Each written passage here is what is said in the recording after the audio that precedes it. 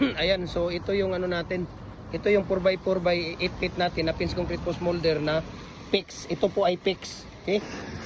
So adjustable din ito. Yan. Adjustable yan din siya. Diba? So saan nyo ilalagay yan?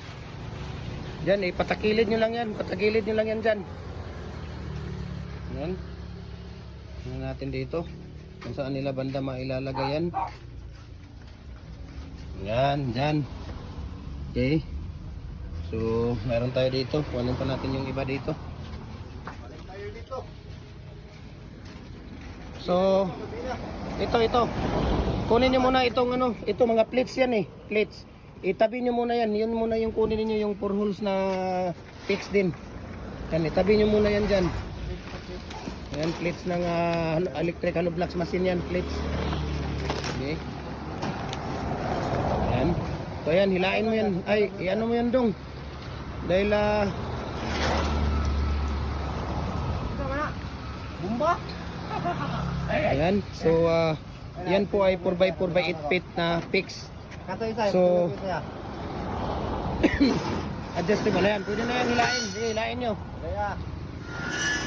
Ayan, di ba? So 4x4 by 8 feet natin na fix yan. Pwede ka na gumawa din dito. 4 feet, 5 feet, 6 feet, 7 feet hanggang 8 feet. Okay? Dahil ito po ay ano po ito?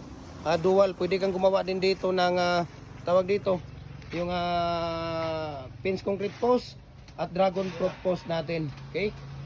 Dual ito. So maraming paggagamitan dito yung ating ano, mga molder. Kaya tingnan mo. Di ba? Napakaganda oh. Di ba? So tingnan natin dito nga. Ayan oh. Oh, kitang-kita nyo naman sa mga mata siguro yan, di ba? Ayan oh. Oh. Daw saglit lang ha, mayroon akong ano diyan. Okay? So ito yung mga ginagamit natin eh. Yan yung mga ginagamit natin na ano. Dong, patayin mo muna yung ano doon, yung radyo dong. Tapos isaksak mo yung dito sa labas baka maiwan. So ngayon, kuya, kuha ka ng gunting doon. Buksan mo yan yung karton. Yung karton, buksan mo yan.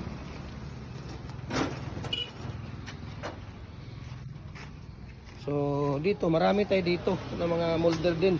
Ano, yung ano natin dito. Ayan, mga decorative natin dyan. Ayan, kung makikita mo. Ayan, lower blocks, concrete bricks, hollow blocks. Ayan, para ilawin mo yan dong. Ilawin mo na yan. O yan, oh, kitang-kita nyo. Oh, di ba? Ayan, may mga lower blocks tayo na number 4. Mayroon na number 5 dito. So, message nyo ako, share ko sa inyo ang price at shipping details. Luzon, Visayas, Mindanao. Door to door po, walang problema. Okay, maraming salamat and God bless.